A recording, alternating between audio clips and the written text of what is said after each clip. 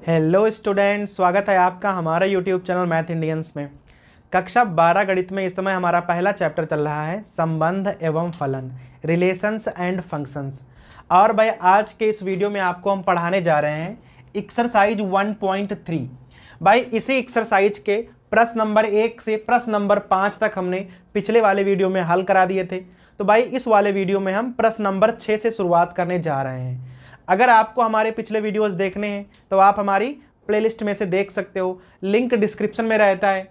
तो भाई ये वाला जो वीडियो है उसकी शुरुआत करेंगे हम प्रश्न नंबर 6 से, जो कि भाई हमने यहाँ पर लिखा हुआ है। ठीक है, किताब उठाइए और भाई प्रश्न नंबर 6 को पढ़िए। हमारे पास यहाँ कोई फंक्शन है f(x) बराबर x अपॉन x प्लस 2, और भाई फंक्शन का डोमेन है -1 से लेकर 1 तक, और रेंज जो है वो r है। r अर्थात वास्तविक संख्याएं, अर्थात डोमेन में हम केवल -1 से 1 के बीच की संख्याएं ही ले सकते हैं, जबकि रेंज में हम r ले सकते हैं। r अर्थात संपूर्ण वास्तविक संख्याएं। अभी है क्या, हमें यहाँ दो बातें दिखानी है। पहला तो आपको ये दिखाना पड़ेगा कि ये वाला एकाकी है। ठीक है, तो भाई एकाकी दिखाना तो बहुत आसान है, आराम से ही दिखा सकते हो। दूसरी बात भाई ये है, इसका आपको प्रतिलोम भी ज्ञात करना है। f इनवर्स क्या होगा ये भी हमें ज्ञात करना पड़ेगा। ठीक है, तो सबसे पहले हम ये दिखाएंगे कि ये वाला एकाकी है या नहीं है। ठीक है, अब देखना एकाकी आप कैसे दिखाते थे। सबसे पहले f(x1) का मान ज्ञात कर लो। तो जहां जहां x है वहां वहां क्या लिखोगे, वहां वहां आप x1 लिख दो। उसके बाद क्या करोगे, उसके बाद आप x2 का मान निकाल लो, फंक्शन x2। तो जहां जहां x है वहां वहां क्या लिखोगे, वहां वहां आप x2 लिख दो इस प्रकार से। फिर भाई फंक्शन x1 और फंक्शन x2 को बराबर कर दीजिए। ठीक है, यहां पे लिख लो माना फंक्शन x1 बराबर फंक्शन x2, दोनों को बराबर कर दीजिए। तो भाई यहां मान रख लो, यहां हो जाएगा x1 अपॉन x1 प्लस 2 और यहां x2 अपॉन x2 प्लस 2। देख लो दोनों तरफ सेम संख्याएं हैं, बस जहां x1 है वहां x2 लिखा हुआ है। जब यहां हल कर दोगे तो आ जाएगा x1 बराबर x2, और अगर x1 बराबर x2 आता है तो भाई समझ जाओ ये वाला एकाकी होगा। तो आप यहां लिख सकते हो कि जो हमारा फंक्शन है वो भाई एकाकी प्रूव हो गया। तो भाई पहला काम तो हो गया, हमारा पहला काम था इसे एकाकी प्रूव करना, ये तो हो गया। अभी आपको करना है कि भाई इसका ना इनवर्स फंक्शन आपको ज्ञात करना है। अब भाई देख लो कि इसका हम इनवर्स कैसे ज्ञात करेंगे। इनवर्स ज्ञात करने के लिए सबसे पहले क्या करना पड़ता है, जो कि आपको भाई फंक्शन दिया है उसे आप सबसे पहले y के बराबर मान लो। जैसा कि हम आच्छादक में करते थे वैसा ही सेम यहां पर करेंगे। तो भाई हमने फंक्शन को ना y के बराबर मान लिया है। अब क्या करना होता है, यहां से x का मान निकालना होता है y के पदों में। तो यहां आप ना तिरछी गुणा कर दो, तो x बराबर हो जाएगा xy प्लस 2y। x वाले एक तरफ, बाकी सब एक तरफ। सो यहां हो जाएगा x माइनस xy बराबर 2y। अब यहाँ x कॉमन निकाल लो, तो 1 माइनस वाई बराबर 2y। सो भाई यहाँ x का मान क्या आ जाएगा, 2y अपॉन 1 माइनस वाई। जो भी x का मान आएगा उसे हम gy मानकर चलेंगे। तो भाई ये हमारा दूसरा फंक्शन प्राप्त हो गया gy। वो था fx और ये वाला है gy। भाई नियम होता है कि जो ये fx है इसका इनवर्स फंक्शन ये gy होगा। ठीक है, निकाल तो आपने दिया है, अब ये इनवर्स है ये आपको दिखाना भी पड़ेगा। ऐसे नहीं माना जाएगा कि भाई इनवर्स है। अब ये दिखाओगे कैसे, देखना बड़ा ही सिंपल रहेगा भाई। दिखाना कैसे दिखाया जाता है, सबसे पहले आप GOFX का मान निकालो और वो x के बराबर आना चाहिए।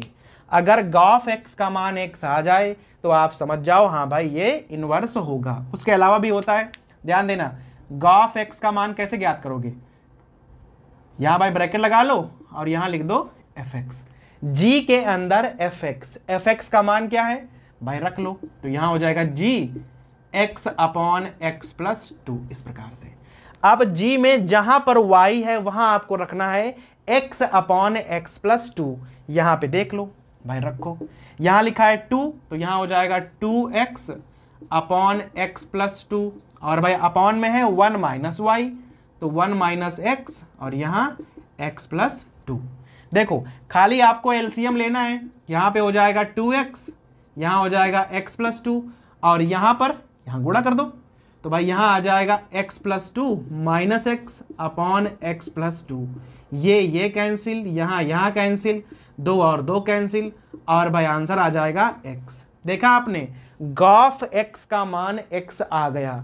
अब एक चीज और करनी है आपको, फॉग y का मान निकालना है और ये y के बराबर आना चाहिए।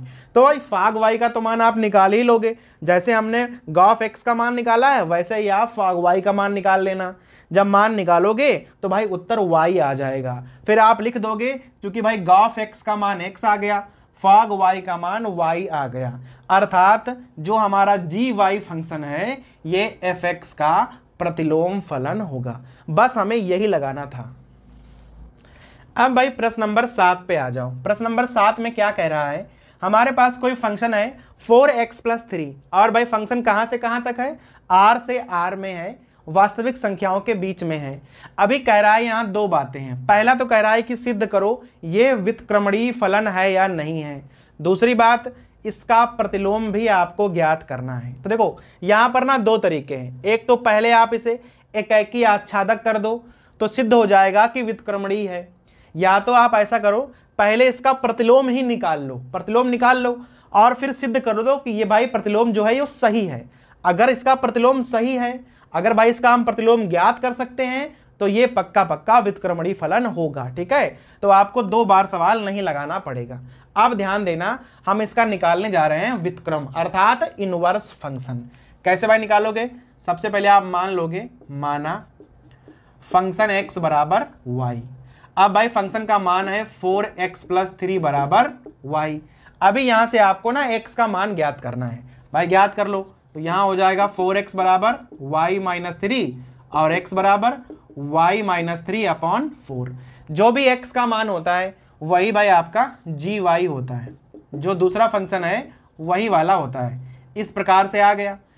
अब ये जो gy है और ये जो हमारा फंक्शन f लिखा हुआ है, ठीक है, ये दोनों एक दूसरे के प्रतिलोम होंगे। ठीक है, ये बात तो होती है, लेकिन भाई हमें यहां सिद्ध भी करना होता है कि ये प्रतिलोम सही है या नहीं है, जो आपने निकाला है ये सही भी है या नहीं है। तो भाई सिद्ध कैसे करते हो, सबसे पहले आप निकालते हो गॉफ x का मान, और अगर गॉफ x का मान x आना चाहिए तो भाई निकाल के देख लो। g के अंदर क्या रखोगे, g के अंदर आप रखते हो fx को। अब fx का मान क्या है, रख के देख लो भाई, यहां हो जाएगा 4x प्लस 3। अब g में जहां जहां y लिखा है वहां वहां लिखोगे 4x प्लस 3। तो भाई लिख के देख लो, यहां लिखा है y तो 4x प्लस 3 और माइनस 3 अपॉन में है 4। देखो 3 3 गायब, 4 4 गायब, क्या आ गया, x आ गया। देखा आपने, गॉफ x का मान x आ गया। अब निकालो फॉग y का मान। तो भाई फॉग y कैसे ज्ञात करोगे, f के अंदर आपको gy रखनी पड़ेगी, और gy का मान क्या है देख लो। तो f के अंदर क्या रखोगे, y माइनस 3 अपॉन 4, अर्थात फंक्शन f में जहां जहां x है वहां वहां आप y माइनस 3 अपॉन 4 रख दोगे। सिंपल है एकदम, रख के देख लो भाई। तो 4 यहां ब्रैकेट यूज कर लो, y minus 3 upon 4 bracket close और है प्लस 3। तो भाई यहां प्लस 3 रख दिया, ये गायब, ये गायब, क्या आ गया, y आ गया। अब आप यहां भाषा में लिख दोगे, क्या लिखोगे, क्योंकि गॉफ x का मान x है, फॉग y का मान y है, अर्थात जो हमारा gy है ये फंक्शन f का इनवर्स फंक्शन होगा, अर्थात ये दोनों एक दूसरे के इनवर्स फंक्शन होंगे। एक और बात, अगर ये इसका इनवर्स फंक्शन है अर्थात इसका इनवर्स फंक्शन हम निकाल सकते हैं, और जिसका इनवर्स फंक्शन हम निकाल सकते हैं वो फलन व्युत्क्रमणीय होता है। तो भाई देखो एक ही बार में यहां क्या हुआ, दोनों बातें एक साथ क्लियर हो गई। ठीक है, समझ में आ गया। तो भाई ये हो गया हमारा प्रश्न नंबर 7। अब भाई प्रश्न नंबर 8 को देख लो, क्या लिखा हुआ है, हमारे पास एक फंक्शन है x स्क्वायर प्लस 4, और भाई कहां से कहां तक है, r प्लस से लेकर। अब भाई r प्लस का मतलब क्या होता है, देखो r का मतलब होता है वास्तविक संख्याएं, और भाई प्लस लग गया है अर्थात प्लस वाली वास्तविक संख्याएं, अर्थात आप यहां माइनस की संख्याएं नहीं ले सकते हो, पहली बात है। और भाई रेंज कहां से है, 4 से लेकर प्लस इनफाइनाइट तक है। ठीक है, 4 से लेकर प्लस इनफाइनाइट तक हमारी रेंज है। अब भाई यहां से ना वही दो बातें आपको फिर से करनी है। एक तो आपको सिद्ध करना है कि जो फलन है ये व्युत्क्रमणीय है, दूसरी बात आपको इसका इनवर्स फंक्शन प्रतिलोम फलन भी ज्ञात करना है। ठीक है, तो भाई यहां पर भी हमारे पास दो तरीके होंगे। पहला, आप इसको ना एकाएकी और आच्छादक कर दो। अगर ये एकाएकी आच्छादक हो गया तो समझो ये व्युत्क्रमणीय है। ठीक है, फिर इसका आप निकाल लो प्रतिलोम फलन। या भाई एक तरीका है कि आप सीधा ही निकालो प्रतिलोम फलन और प्रतिलोम को सही सिद्ध कर दो। अगर प्रतिलोम सही हो गया है तो ये व्युत्क्रमणीय तो अपने आप हो जाएगा। जिसका प्रतिलोम हम निकाल सकते हैं वो व्युत्क्रमणीय होगा, वरना आप उसका निकाल ही नहीं पाओगे। सीधी सी बात है। अब देखना, सबसे पहले क्या करोगे आप, मान लोगे। माना जो हमारा फंक्शन एफ है x² + 4 है ना, इसको आप ना y के बराबर मान के चलो और यहां से अब x का मान निकाल लो। तो भाई क्या हो जाएगा, x² = y - 4। सो भाई x का मान क्या हो जाएगा, √y - 4।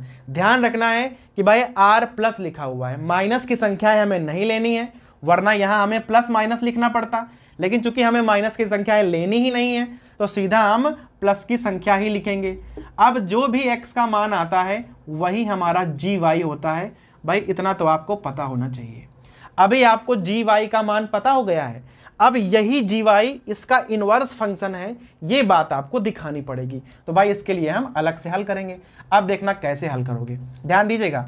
सबसे पहले क्या करना होता है आपको, सबसे पहले आपको गॉफ x का मान निकालना होता है।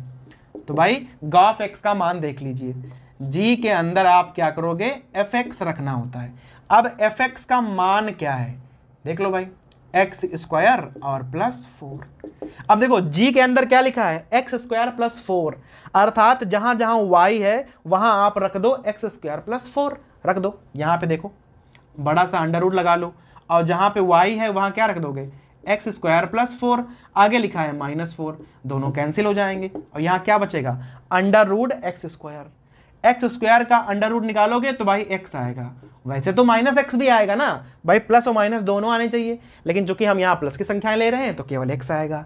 गॉफ x का मान x आ गया, एक कंडीशन पूरी हो गई।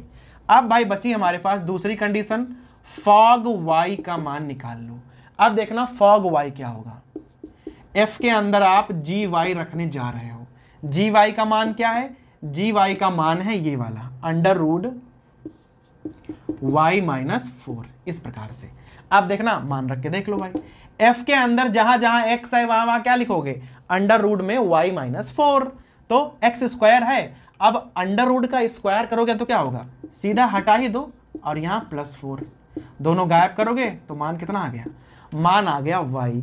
अब आपको भाई भाषा लिखनी पड़ेगी, क्योंकि गॉफ x का मान x है, फॉग y का मान y है, अर्थात जो हमारा gy होगा वो फंक्शन f का इनवर्स फंक्शन होगा। सिंपल बात है। आप इसे इस प्रकार से भी लिख सकते हो, f इनवर्स बराबर √y - 4, अर्थात f का इनवर्स फंक्शन क्या होगा, y - 4। ऐसा आपको सिद्ध करने को कह रहा था सवाल में। तो भाई हमने सिद्ध कर दिया कि जो f का इनवर्स फंक्शन है वो √y - 4 के बराबर होगा। ठीक है, तो भाई इस प्रकार के सवालों में ना आपको अलग से प्रूव करने की जरूरत नहीं है कि फलन व्युत्क्रमणीय है। आप सीधा उसका इनवर्स निकालो और सिद्ध कर दो इन दो तरीकों से कि इनवर्स सही है। अगर इनवर्स सही है तो आप इसका प्रतिलोम ज्ञात कर सकते हो, और जिसका प्रतिलोम हम ज्ञात कर सकते हैं वो फलन व्युत्क्रमणीय होगा। ठीक है, तो ये हो गया प्रश्न नंबर 8। अब भाई प्रश्न नंबर 9 को देख लीजिए। हमारे पास कोई फंक्शन है 9x² + 6x - 5, और भाई फंक्शन कहां से कहां तक है, r+ से लेकर, भाई दोबारा से r+ आ गया है, अर्थात वास्तविक संख्याएं ऐसी वाली जो प्लस की होती हैं, और रेंज है +5 से लेकर +∞ तक। ठीक है, तो यही करना है कि भाई पहले तो इसे सिद्ध करना है कि व्युत्क्रमणीय है, और भाई दूसरी बात इसका भी प्रतिलोम आपको ज्ञात करना है। तो हम करेंगे एकदम वैसे ही जैसे हम पिछले सवालों में करते आए हैं। सबसे पहले आप मान के चलो, माना फंक्शन x बराबर, भाई मान क्या है, 9x² + 6x - 5, इसे आप y मान लो। अभी क्या करना होता है, यहां से आपको ना x का मान निकालना है y के पदों में। बस ध्यान देना है, यहां पर फंक्शन थोड़ा बड़ा है तो मान निकालना थोड़ा सा कठिन भी हो सकता है। आप ध्यान देना, 9x² भाई लिखा है +6x। अब यहां लिखा है -5। अगर हम कुछ इसे इस प्रकार से लिख दें, भाई एक जोड़ा एक घटा दिया, घटाया तो -6 हो गए, जोड़ा तो भाई +1 हो गया है। अब अगर आप इसको बहुत ध्यान से देखो तो ये 3x+1 का होल स्क्वायर लिखा हुआ है। हमने भाई जानबूझकर ऐसा बनाया है ताकि यहां पर होल स्क्वायर बन जाए। पहली बात, ये -6 हैं तो उधर जाएंगे तो ये +6 हो जाएंगे। अब यहां आप अंडर रूट ले लो, 3x+1 बराबर क्या हो जाएगा, √y+6। संख्या हमें प्लस की ही लेनी है क्योंकि यहां लिखा है r+, ठीक है, माइनस की संख्या हमें नहीं लेनी है। यहां से आप x का मान निकालोगे तो क्या हो जाएगा, √y+6 -1 और भाई बटे में जाएगा 3, और यही हमारा gy का मान हो जाएगा। अर्थात ये वाला जो फंक्शन है इस वाले फंक्शन का व्युत्क्रम होगा, प्रतिलोम फलन होगा। लेकिन ऐसे आप कह नहीं सकते हो, आपको पहले यहां पर दो चीजें करनी पड़ेंगी। पहले आपको गॉफ x का मान x निकालना पड़ेगा, दूसरी बात फॉग y का मान आपको y निकालना पड़ेगा। तो सवाल थोड़ा भी अलग नहीं है, जैसा सवाल नंबर 7 था वैसा ही 8 है, वैसा ही 9 है। तो ये दो काम आपको खुद करने पड़ेंगे।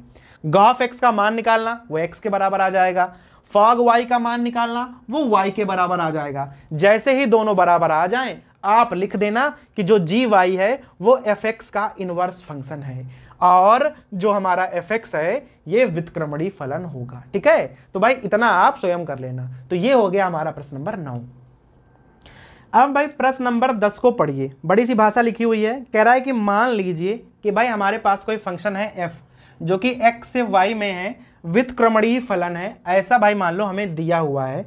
तो हमें सिद्ध करना है कि जो f का इनवर्स फंक्शन होगा, f इनवर्स प्रतिलोम जो फलन होगा वो अद्वितीय है। भाई कहने का मतलब ये है कि अगर कोई फंक्शन व्युत्क्रमणीय है तो उसका f इनवर्स केवल 1 हो सकता है, उसके आप इनवर्स 1 से ज्यादा नहीं ज्ञात कर पाओगे, केवल 1 ही होता है, ऐसा हमें भाई सिद्ध करना है। तो जब सिद्ध करना है ना तो आपको ना इसके जस्ट उल्टा मानकर चलना पड़ेगा। ठीक है, उल्टा कैसे मानोगे भाई, मान लोगे, माना कि भाई हमारे पास कोई दो फंक्शन है g1y और g2y। ठीक है, ये दोनों ही f के इनवर्स हैं, ये हम मानकर चलेंगे।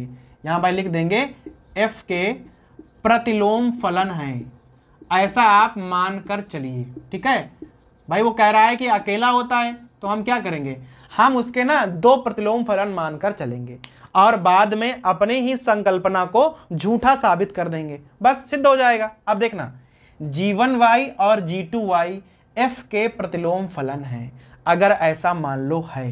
ठीक है, तो भाई आपको पता है कि फॉग, तो यहां g1 करना पड़ेगा, फॉग y का मान y के बराबर होगा, तो FO g1 करना पड़ेगा जहां पे। ठीक है, तो इसके साथ भी y आएगा, अगर आप इसके साथ निकालोगे तब भी y आएगा। क्यों? क्योंकि दोनों ही इसके इनवर्स फंक्शन है। ठीक है, तो अगर आप FO g2y करोगे तब भी भाई इसका मान y ही आएगा, दोनों के साथ सेम ही तो आएगा। तो इसका मतलब है इन दोनों के मान बराबर होने चाहिए। तो यहां से क्या हो जाएगा, यहां से आप लिख सकते हो FO g1y बराबर FO g2y। अब यहां से ध्यान देना, इसे हम थोड़ा सा खोल कर लिखेंगे ऐसे, यहां g1y और भाई यहां पर ऐसे g2y। अब आप एक बात सोचिए, अगर कोई हमारे पास फंक्शन f व्युत्क्रमणीय है तो व्युत्क्रमणीय की पहली शर्त होती है कि वो एकैकी और आच्छादक होना चाहिए। अगर हमारे पास फंक्शन f जो है एकैकी फलन है, चूंकि एकैकी है तो fx1 बराबर fx2 अगर कहीं पर लिखा हुआ है तो भाई गारंटी है कि x1 बराबर x2 होगा, अगर नहीं होगा तो वो एकैकी ही नहीं होगा। चूंकि व्युत्क्रमणीय है तो पक्का पक्का एकैकी तो है ये, अगर एकैकी है तो आप ये लिख सकते हो। अब यहां पर हमने क्या लिख दिया है कि g1y और g2y बराबर होंगे, अर्थात जो हमने इसके दो इनवर्स माने थे वो दोनों अलग अलग ना होकर एक ही चीज है। बस यही हमें लाना था कि आप जब भी f का इनवर्स निकालोगे वो एक ही आएगा, एक के अलावा आप नहीं निकाल सकते हो। तो भाई ये हो गया हमारा प्रश्न नंबर 10। ठीक है, तो भाई इस वाले वीडियो में हमने प्रश्न नंबर 6, 7, 8, 9, 10 5 सवाल भाई आपको हल कराए हैं। ठीक है, तो भाई इसके अगले वाले वीडियो में हम इस प्रश्नावली को खत्म करने वाले हैं। अगर आपको हमारे वीडियोज पसंद आते हैं तो भाई आप हमारे चैनल को सब्सक्राइब कर सकते हैं और भाई वीडियोज को शेयर भी कर सकते हैं।